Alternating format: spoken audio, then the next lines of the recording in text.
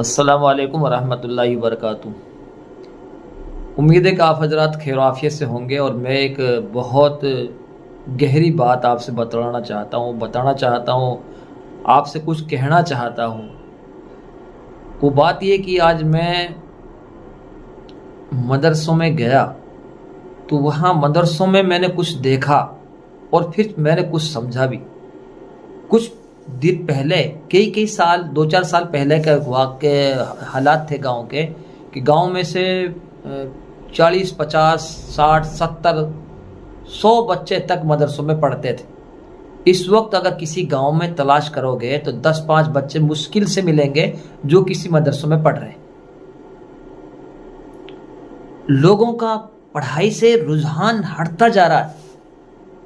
قرآن کریم، احادیث، حفظ قرآن سے لوگوں کا ذہن میں جو کچھ باتیں ہیں وہ ان کو کہہ تو نہیں پاتے، لیکن بچوں کو اس پڑھائی سے وہ روک رہے، اور اس روکنے کا کارن ہے ہم بچے جو قرآن و احادیث کی تعلیم کی طرف نہیں چل رہے، اس کے کارن ہے ہم۔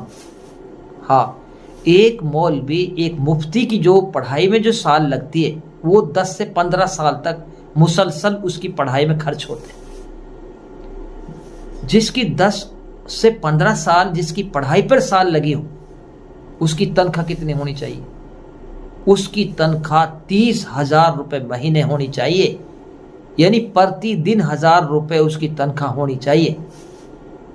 اور میں یہ اس لیے کہہ رہا ہوں، اگر یہ چیزیں لائی نہیں گئی، ان چیزوں پر سماج نے دھیان نہیں دیا، تو آنے والے وقت میں کچھ ہی سال بعد یہ حافظ، یہ مولوی، یہ بہت کم ہو جائیں گے، کیونکہ ہم نے دیکھا تجربے سے۔ اچھا ایک بہترین استاد جو پڑھانے والا، انہوں نے پڑھائی سے، درس سے اپنے منہ کو موڑ لیا، اس نے کوئی بزنس اسٹارٹ کر دی۔ کیوں؟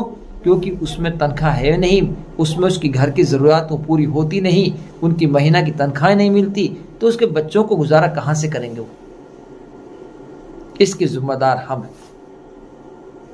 آج ایک جو ہندی لائن سے جو ایک اسکول کے اندر ایک ماسٹر پڑھاتا، لاکھ روپے کی تنخواہ ہوتی ہے، وہ پڑھاتا ہے کیا؟ وہ آپ جانتے ہیں۔ لیکن ایک مدرسے میں جو آپ کے بچے کو وہ آخرت کا راستہ دکھاتا ہے، جو قرآن کی تعلیم دیتا ہے، جو آپ کے بچے کی زندگی کو اور آخرت کو بناتا ہے، اس کی تنخواہ کیا ہے؟ ہم نے کبھی ان باتوں پر غور نہیں کیا۔ میرے بھائیوں، بہت جلد آپ کو یہ سوچنا ہوگا کہ ہم سب ایک آدمی ہم سوچیں کہ میرا گھر کے اندر 100 روپے کا روزانہ کا خرچہ ہے، میرے 2-3 ہزار روپے میں میرا گھر کا خرچہ نہیں چلتا، تو جو ایک ہمارا 24 گھنٹے کی جو ڈیوٹی دے رہا ہے، 24 گھنٹے کی جو ڈیوٹی دے رہا ہے، ہمارے بچوں کی آخرت اور دنیا کو ہمارے سنوار رہا ہے، ہمارے نماز ہماری پڑھا رہا ہے، ہمارے وضو اور غسل اور نماز کے فرائضوں کو ہمیں سکھا رہا ہے، ہماری آخرت کی فکر کر رہا ہے، اس کی تنخواہ کتنی ہونی چاہیے؟ یہ آپ سوچیں گے۔ جیسے ہمارے پریوار ہیں، ایسے انہوں کے بھی پریوار ہے، ایسے ان کی بھی ضرورت ہے۔ جیسے ہماری ضرورت ہے، کہیں موت ہیں، کہیں بچیوں کی شادیاں ہیں، کہیں کچھ ہے، اسی طریقے سے یہ ساری ضروریات بھی ان کی ساتھ بھی لگی ہوئی ہیں۔ اگر ہم نے ان کی ضرورتوں کو پورا نہیں کیا تو اس میں یعنی خلا ہوتا چلا جائے گا، یہ جگہ خالی ہوتی چلی جائیں گی۔ اس لیے ہمیں بہت جلد سے جلد ان چیزوں پر فکر کرنی ہوگی، تاکہ ہمارے بچے مدرسوں میں تعلیم حاصل کریں، ہمارے بچے حافظ قرآن بنیں، ہمارے بچے مولویت اور مفتی کی تعلیم ڈگری حاصل کریں۔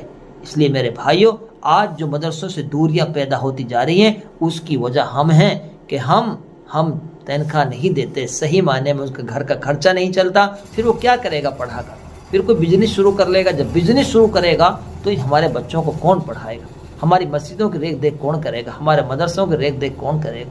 میرے بھائیوں، ہم سب کو اپنی زندگی پر غور کرنا ہے، اپنی سماج کے لیے ہمیں کام کرنا ہے، اپنے سماج کو بہتر بنانا ہے، اور اپنے بچوں کو مدارسوں سے جوڑنا ہے، اپنے بچوں کو مکاتب سے جوڑنا ہے، اپنے بچوں کو اسکولوں سے جوڑنا ہے۔ اپنے بچوں کے لیے ہندی اور انگلش، ہمیں یہ بھی تعلیم ضروری چاہیے، ہمیں علم چاہیے۔